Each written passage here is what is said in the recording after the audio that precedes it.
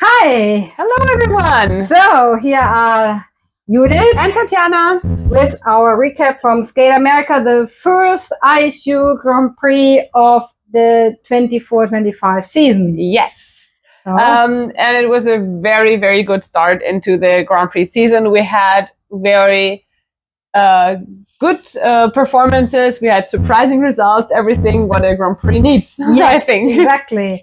We start with the pairs. That was the first event. The pairs, the result was not that surprising. That was not surprising, but I have to say the pairs competition had a very high level overall compared to what we've seen over the last seasons. It was, I think, the strongest Grand Prix overall. The first 6 teams all had very strong performances in the last 3 years, maybe, since the Olympic season. This was a very strong event. Yeah, exactly. I mean, when I said it was not a surprise, it was not a surprise that the Japanese team, Rikumura and Ruchi Kihara, won. But then the second and third could have been also others, because, as you said, they were close.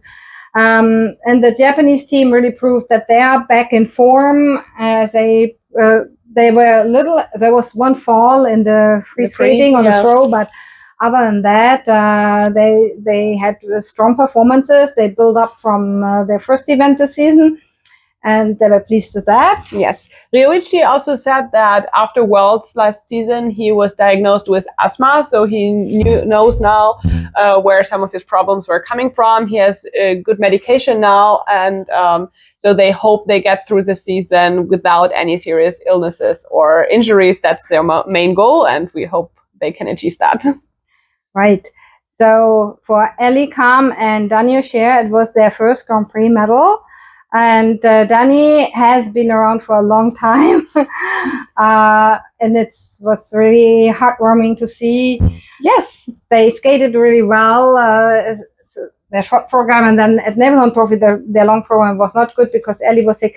But here they did much better. They did much better, and I really felt like they were so joyful, especially in the second half of the program when the difficult elements were done. They were so happy. Their faces were shining.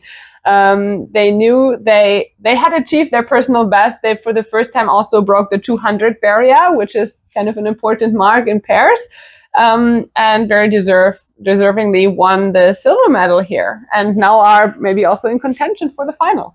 Right, so going to the next event, which right now I don't remember which one it is. Me neither, but we will see them again. They will have a shot for the final. And Alisa Yefimova, Misha Mitrofanov, in their first Grand Prix as a team, they get off with the bronze medal. That was also very nice. It was very nice. She landed a clean quadruple. No, triple. Triple. I think a triple Sergio. Yes, she did. The side-by-side jumps are her nemesis, I would say, but she did better than in her past events this season. And all the other elements were good anyways. They have 2 very, very charming programs. And for Misha, it was a real home event. He said he grew up like 10 minutes from Allen, Texas. So it was very special for them and a confidence booster for this new team. Right. So then the Georgian team, they were among the favorites, Anastasia Metelkina, Luka Berolava. And they were third after they had a good, solid short program and like a fun program in aerobic style, as I said. And yeah, but the free, unfortunately, some very strange errors. I mean, the death spiral. The death spiral, and also they had really miscommunication at the combination. Yeah, they were very disappointed. Anastasia came out to the mix zone on her own. Luka didn't want to. He's a very emotional character, as you always say. But she said, these things never ever happened to them before. Also, they missed the bronze medal by a few hundreds, but that was not the issue for them. They said it's the mistakes that are bothering them, and they have to figure out what happened and to avoid this in the future. That was the Hungarian team, Maria Pavlova, Alexei Sviatchenko. Usually they're very consistent, and we thought they also were strong podium contenders. They were fourth in the short, they were close, but then some errors in the free. She fell on the double axel, so they lost that combination. and that cost a lot of points. Yeah. Exactly. She said they were both a little bit sick. They had already 3 competitions. It got a little too much for them, as I understood them. They were in the final last season. Now with the 5th place, this is going to be very hard. Yeah, that's probably what happened. But I want to say their short program is very fun. The sex bomb. Yeah, I think they found a good vehicle for them. Yes. And I also want to point out the 6th place team here, Anastasia Weipenlaw and Luke Digby, the British team, who had personal best in both segments. They really keep improving bit by bit. And this was a very strong field. I think at another Grand Prix with like in the past years, they would have been medal contenders with these skates. Great progress by this team. Very nice people also. Very nice performances for them. Good. I think that we can move on to the women, and there probably we had the biggest surprise result-wise. Yeah. Funny enough, when you look, we had in the preview. In the preview, we also mentioned her, and we had, and there's a picture of Wakaba Higuchi in the thumbnail, so we kind of knew it before. Actually, the 3 American ladies, I would say, kind of went in this event as the favorites. But we had, in the end, Japan 1 and 2. Yeah, right. Because Wakaba put out 2 solid performances. She was 4th in the short, but then came and had the best free of the night, and it was enough to win. She and also Rinka did not go for the triple axel. Yeah, especially Rinka. She had planned it before at the Lombardia Trophy. She had attempted it 3 times, not successful. But here she decided to play it safe. Rinka also pointed out that for her and also all the other Japanese, it's very, very important to qualify for the Grand Prix final because that is a very strong factor for the Japanese Federation, whom they send to the World Championships. So Rinka said, for her, she wanted to set herself up in a good position to qualify for the final. And this is why she was especially happy also when she learned she did win silver and not bronze. Right, yeah, that was important for her. Yeah, and Wakaba said that she is sometimes still training the triple axel, but right now she's not planning to do it. Yes.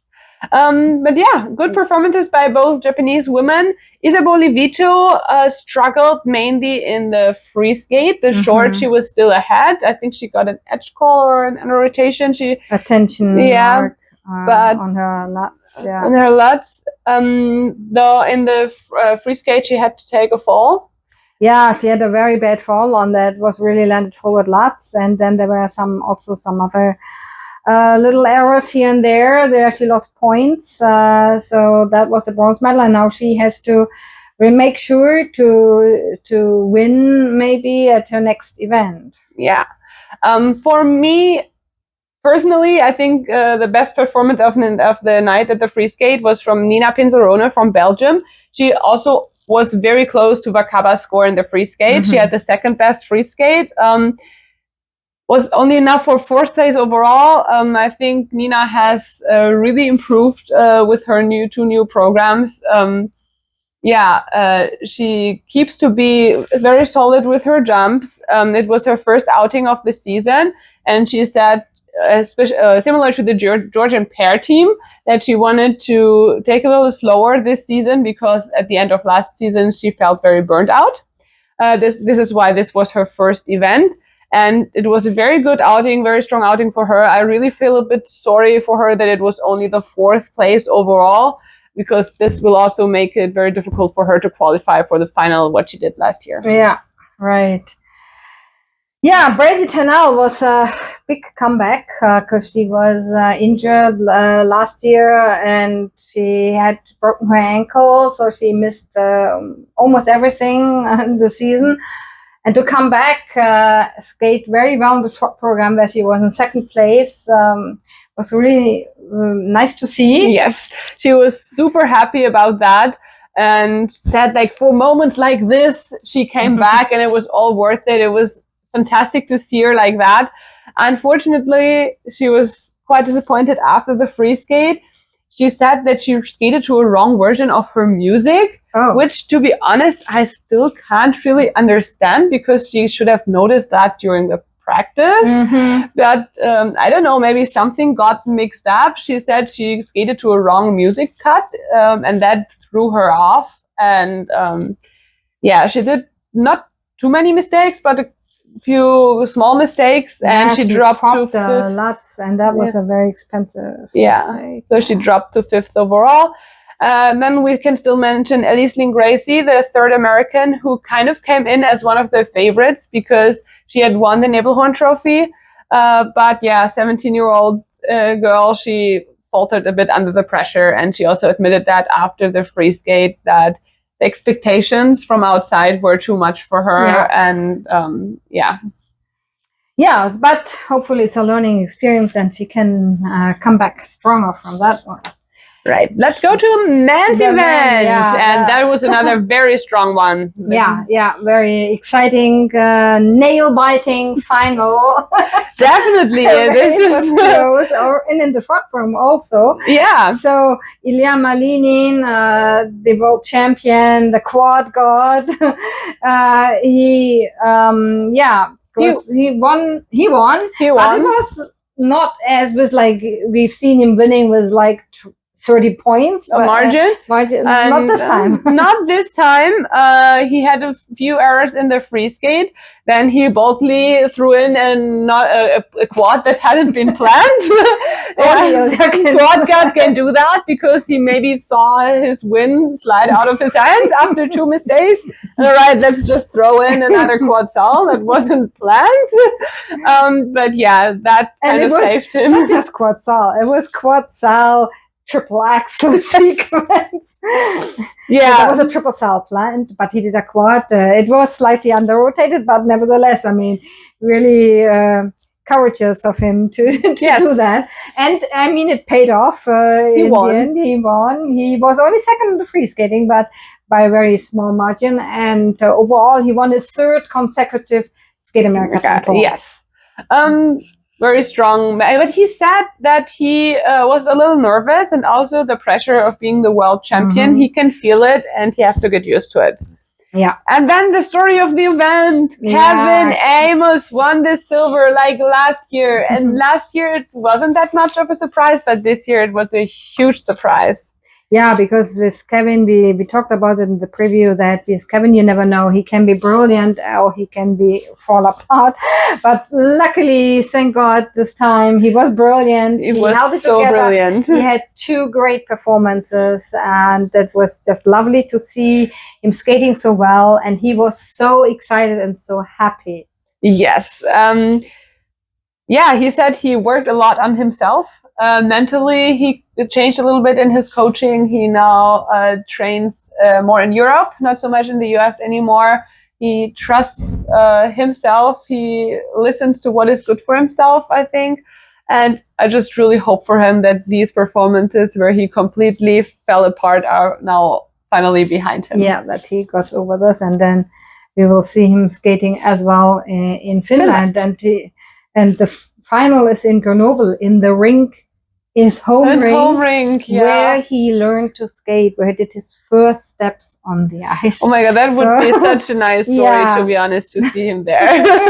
We'll see. Right. Carl Mura, he struggled with an injury, but he didn't really show it in competition. No, he was like really struggling in the practices, but he said like the physiotherapist, he like told him to keep his leg warm all the time.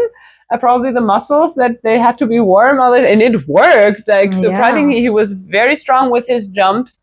But because Ilya and Kevin also were very strong, and especially Kevin has the better components than him, it was only rightly so the better components. This is why he found himself in 3rd place, even though he was very strong. But it was just a very good competition. It was overall. A very strong event, and he knows now also he needs to has to fight to make to the final. Yes, right. And he is an NHK trophy where he skates against Yuma Kagiyama. Yeah, but it will be exciting. Nika Gatze of Georgia. Georgia has the fourth place for fourth place as well. They had this event. Subscribed to fourth place. Yes. But Nika had personal best skates. Like he also the final score was his personal best score. Especially in the short, he was completely clean. In the free, he fell on his quad lutz, but held it together pretty well. After all, there was one other small mistake, but he held it together. He said that he actually thinks that last season, after the initial fall, he would have fallen apart. So he was proud of himself that he kept it together. I think, of course, also he was a little disappointed that he lost the medal. But overall, he was happy with what he did, and I think he can be. Yeah, but there's one thing I want to say. In his free program, he has all jump elements and then spins and steps, which is not so very well balanced program. But yeah, Nika, if you ever listen to this, maybe maybe you can try to have one jump a little bit after a spin. We're sure you can do that. Denis Vasilyevs also had a very, very strong outing here, and I'm a bit sad for him because I think at another event he would have medaled with this performance, but it was just such a strong event. And as the quad sal was the only element he didn't land cleanly in this competition, and unfortunately, because the other guys were stronger technically, he had to take the 5th place. Yeah, but his programs are really such a joy to watch. It was amazing. The audience loved it here in Texas. He said after the short, here the atmosphere really heats up, but I think he was heating up there. Especially in the short with this like techno program and his half naked shirt. He heated up the arena. He placed one place above his good friend and teammate Koshiro Shimada, who came in 6th. He had a very good short. The free not as strong. He missed in the short. He missed the triple axel. Yes, right? He missed the triple axel, but he landed the quad in the short. In the free skate, he had several mistakes, but there were a lot of guys who now then ranked very closely together. So he was kind of lucky he got away with a 6th place. Yeah. But it was always nice to see the interaction. There were actually 2 guys, Koshiro, and also from Mexico, Donovan Carrillo, and they wanted to do a quad sal, and they slipped at the takeoff. It was... both kind of the same arrow. Was a bit strange. Some strange. Maybe they cut a rut or something in the ice. It was not the same place though, but the same corner at least. I think. Yeah. Right. Let's move on to the ice dance, and there we had another. I wouldn't say super big surprise because we knew Madison Chock and Evan Bates weren't that prepared yet. It was their first outing of the season. Still, it would Skate America. They were the favorites to win, but they lost. They are the 2-time world champions.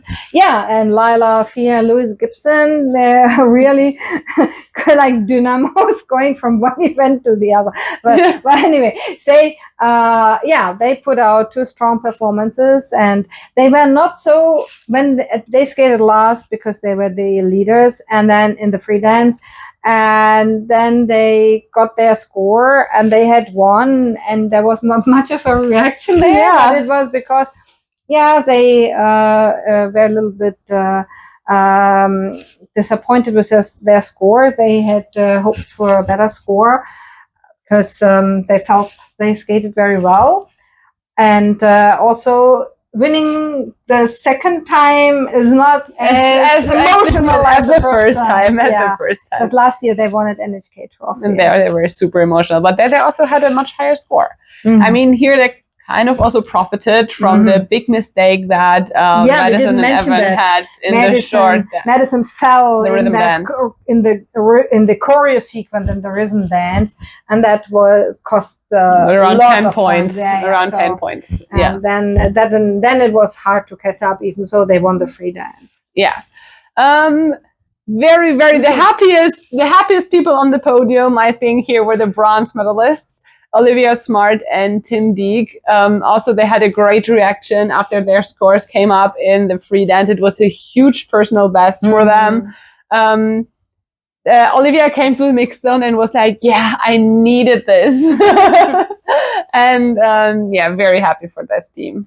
Yeah, Tim said, Olivia, she spoke about it, that it's been a while. She won a Grand Prix medal before with her previous partner, Adrian Diaz. But for Tim, it was the very first Grand Prix medal in his career. And he said afterwards to me, I still can't believe it. It's really, it's only the second season of this team. And I must say, their free dance is one from the ones I've seen so far, one of my favorites. Yes, very creative. Very creative, very unusual, mysterious. And now she also has a new costume, I think, which is better than the first one. And this new costume, she told us, was designed by Madison Chalk, actually. Yeah, Madison, we know Madison is a great costume designer. She has won the ISU Skating Award already twice. And she always comes up with beautiful costumes. And even for her competitors. Yes. In fourth place were the Georgians again. Diana Davis and Gleb Smolkin, who now also train in Montreal since last spring. They said they settled in very well there. They like to go to parties with their competitors.